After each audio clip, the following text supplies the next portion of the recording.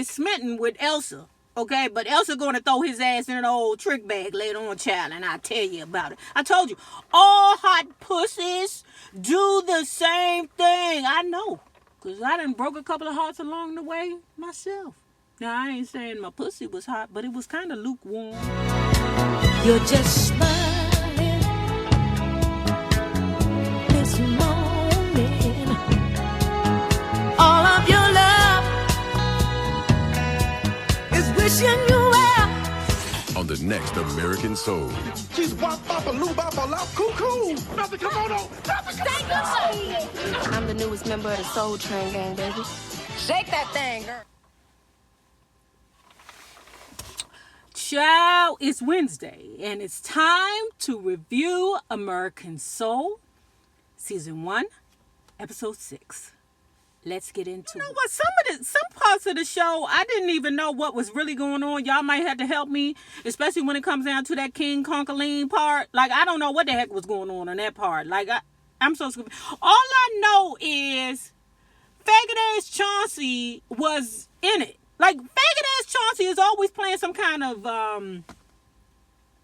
like, kingpin or drug dealer or gangster or something like that. It's like he's typecast. We have a young lady from Right On Magazine who was trying to get an interview with Mr. Don Cornelius. Social media for us, Right On Magazine. And if you was white, it would be Tiger Beat. I wanted it all, okay? That's because that's where we would get all our posters to put them up on the wall, you know, of our favorite people. Now, you go on your phone and you look at your favorite people on Instagram or something like that. But we didn't have that option back then. We had to put New Edition, Michael Jackson, El DeBarge, all of those people, or the DeBarges, all those people on our wall so we could see them every day. Then they flash to Cub Conklin, and this is where I have no idea what is going on, but we got this investigator that's in there asking Mr. Gerald, you know, Mr. Conklin, we looking for Mikey, okay? What's going on with you and Mikey? I mean, he owe people a lot of money. We looking for him. Mr. Conklin / Gerald say, hey, I'm still looking for him too. When you find him there, just let me know. We know that, you know, Club Conklin, King Conklin, you know, choked that man out with some nunchucks about 2 episodes ago. But I'm still confused as to what is the purpose of the investigator coming over to Club Conklin to get at Gerald, King Conklin, about Mikey.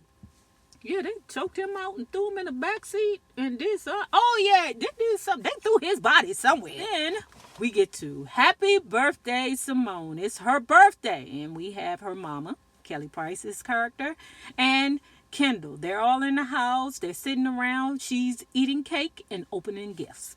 One of the gifts that she received was a jewelry box from her father who has passed.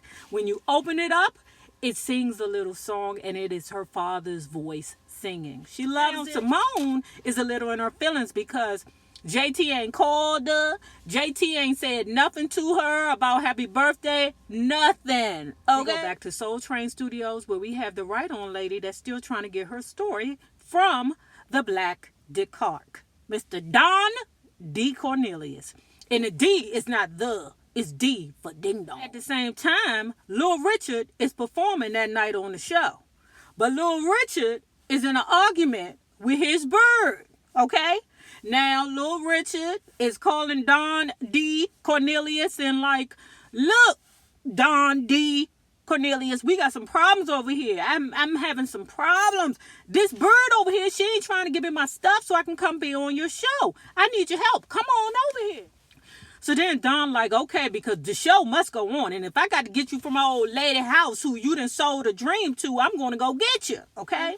The Right On Magazine lady is like, look, I need this story. And if you don't give me something today, it won't be no Don Cornelius story, okay? Wherever it is you about to do, whatever stunt you about to pull, you need to take me with you. Don is reluctant because he know it's going to be some old BS that's going to happen with Lil Richard. I mean, because I don't even know the man, but I know whatever it's going to be some BS.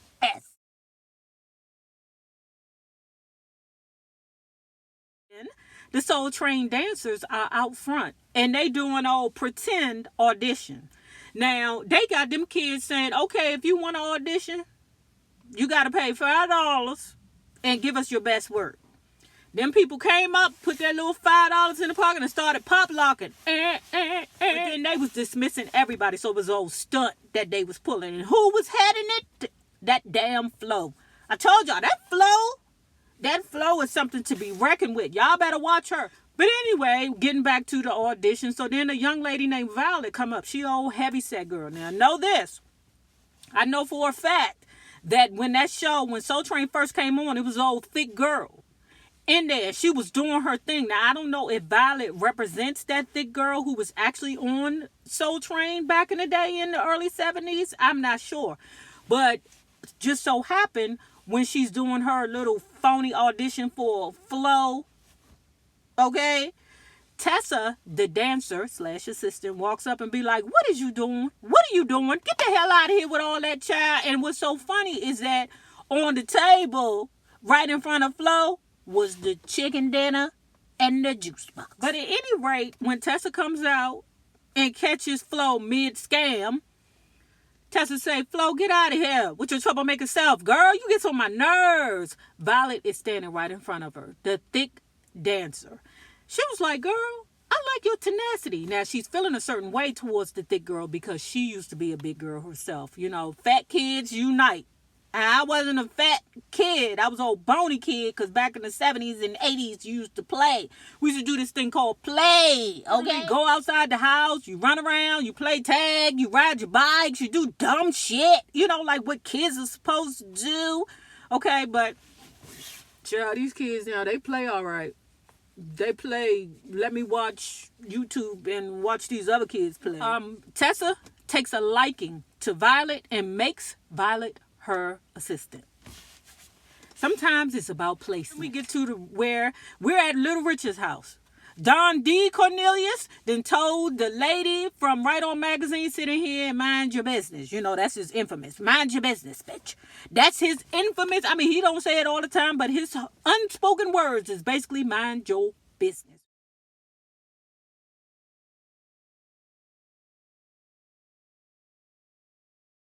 Right?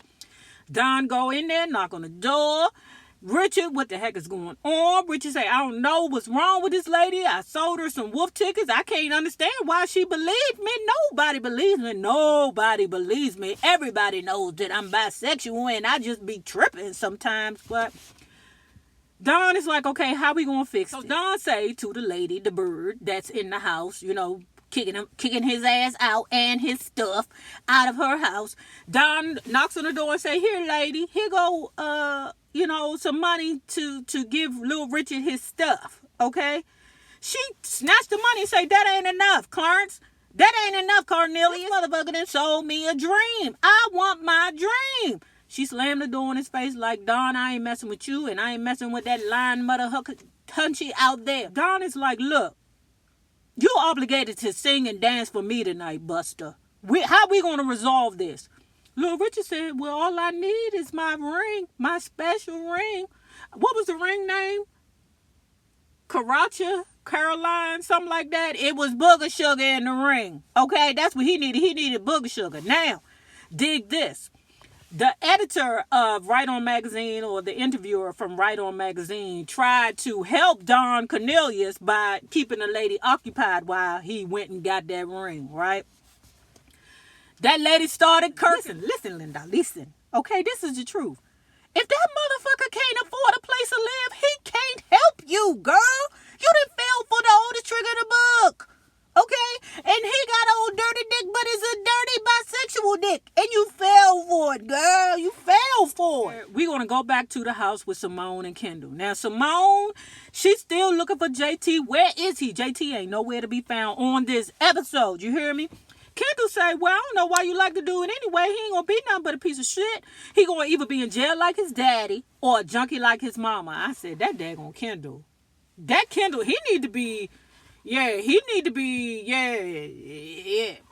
So we're back at the house with Simone, Kendall, and Kelly Price, right? They're still celebrating Simone's birthday. Nate, the Vietnam veteran, so happens to walk through the celebration through the kitchen. Kendall realizes that Nate has on one of his father's shirts. Nate is ready to take the shirt off, but Kendall, being a hothead, he jumps on top of Nate. Now, why you want to fight somebody that's been to war? Child, bang. It's two people I don't fight. Motherfuckers that's been to war and girls with toddlers. Because you know their arms be strong as shit because they have to pick them up. But anyway, girls try to break it up, right? Now, Nate, because he's strong, he pushes all three of them off. Kendall jumps in his mother's face and say, "This is all your fault." Kelly Price smack him in the mouth because he needs to be smacked because he's out of pocket. Here go another part that I don't understand. Please explain this to me. All I know is King Conklin, Gerald, is beating up on the investigator. I don't understand why. He's saying, "Who sent you? Who sent you?" I'm like, yeah, who sent you? Who sent you? Don D. Cornelius is summoned by Mr. Dick Clark.